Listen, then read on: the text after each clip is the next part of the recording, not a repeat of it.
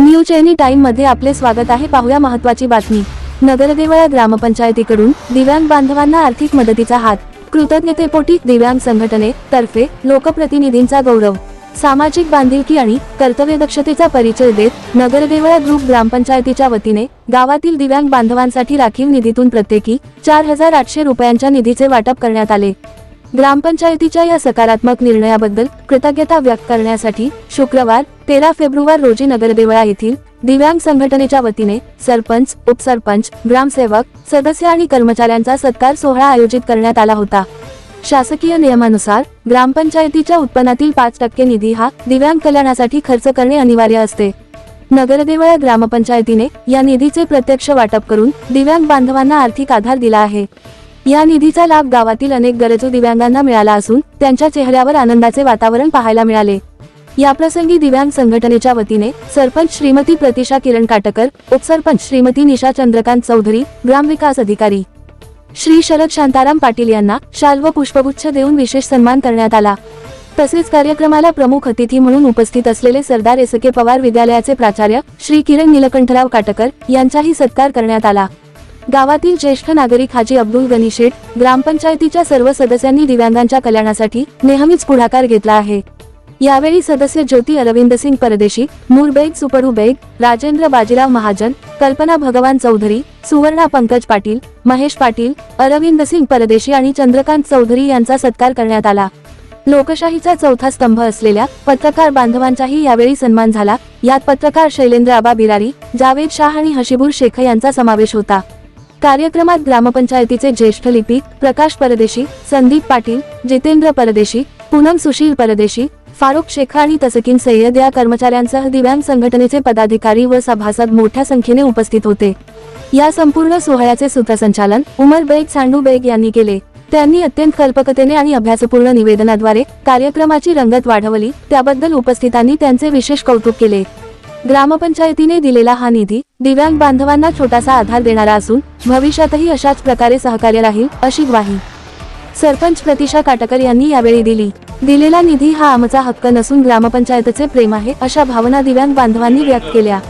नगरदेवळा प्रतिनिधी जावेद शाह यांची रिपोर्ट। आणि त्याच्या प्रित्यर्थ त्यांनी हा ग्रामपंचायतमध्ये जो सत्कार आयोजित केलेला आहे सरपंच, उपसरपंच, ग्रामविस्तार व सर्व सदस्य यांचा, तर या कार्यक्रमासाठी उपस्थित आपल्या नगरदेवळा ग्रुप ग्रामपंचायतीचे सरपंच काटकर मॅडम, ग्रामविस्तार अधिकारी शरद आप्पा व उपस्थित ग्रामपंचायत सदस्य राहुल मॅडम, चौधरी मॅडम, नूर दादा, राजेंद्र बाजीराव महाजन व उपसरपंच हे जे उपस्थित आहेत यांचं मी स्वागत करतो व उपस्थित सर्व अपंग दिव्यांग बंधू भगिनी व सर्व ग्रामपंचायत कर्मचारी, आज जो हा दिव्यांगाचा निधी आहे, अपंगाचा निधी, आता शासनाच्या नियमाप्रमाणे ग्रामपंचायतींना जो टॅक्स मिळतो त्याचा एक पर्सेंटेज दिलेला असतात की कोणता जो निधी आहे तो कुठे कसा पर्सेंटेजमध्ये खर्च करायचा असतो।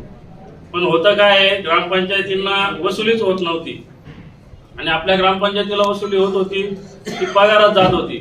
पण आता ग्राम समृद्धी अभियान हे इतकं फायदेशीर ठरलं की याच्या अंतर्गत जो काही वसूल होता तो एक चांगल्या प्रकारे झाला।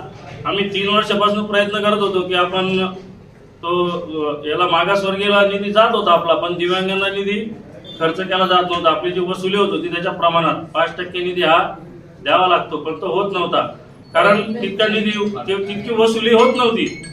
पण आता वसूल चांगला झाला म्हणून आपण गेल्या 5 वर्षापासूनचा जो दिव्यांगांचा अनुशेष बाकी होता तो पूर्ण 5 वर्षापासूनचा त्यांचा आपण जो लाभ आहे त्यांना जो द्यायला पाहिजे त्या पर्सेंटेजमध्ये आपण तो दिलेला आहे।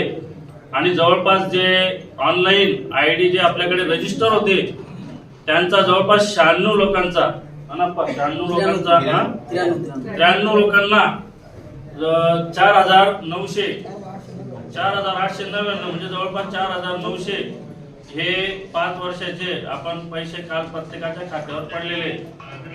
आता काही लोकांना असं वाटत असेल की आपण अपंग आहे, दिव्यांग आहे, पण आपल्याला निधी मिळाला नाही, तर त्यांचे डॉक्युमेंट मध्ये कागदपत्रांमध्ये काहीतरी अपूर्णता असेल, ऑनलाईन ID पूर्ण नसेल, तर त्यांचे डॉक्युमेंट काही लोक आले होते माझ्याकडे 2-3 लोक, त्यांना सांगितलं मी तुमचा ID क्लिअर करून घ्या.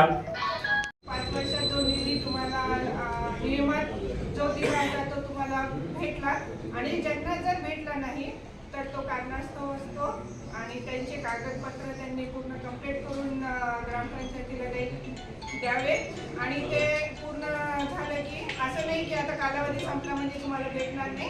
ते तुमचा अधिकार आहे, तो तुम्हाला भेटणार. आज नाही तर उद्या तो नियमात बसतोच. त्याच्यामुळे तुम्ही त्याच्यात नाराजगी व्यक्त करू नका.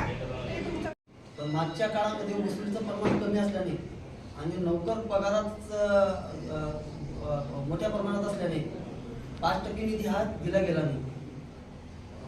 योगायोग असं की सप्टेंबर पासून महाराष्ट्र राज्यामध्ये मुख्यमंत्री समृद्धी योजना हे अभियान सुरू झालं आणि अभियानाला एक जोड म्हणून शासनाने असे निर्देश दिले की जे थकबाकीदार आहेत त्यांना 50% आपण सवलत देऊया, म्हणजे मोठ्या प्रमाणात कर वसूल. शासनाचे त्या शासन निर्णयाद्वारे आपण मुख्यमंत्री ग्राम समृद्धि योजना. हमारी मैडम के लिए मैं धन्यवाद कहता हूँ, बहुत अच्छी बात बोले, उनके शब्दों से बहुत दिल कुछ हो गए, क्योंकि हमारे पैगंबर ने कहा है, मेरे एक शेर बोल देता मैडम साहबा के ताल्लुक से, बेटी के ताल्लुक से कहता हूँ, लेडीज के ताल्लुक से, कि जमाने भर में घर की बड़ी है शान बेटी से, महकता रहता है दिल का जहान बेटी से, जरूरी ये नहीं खानदान चलाने के लिए बेटा पैदा हो, क्योंकि हमारे नबी का खानदान चला है बेटी से. ये हमारी मैडम ने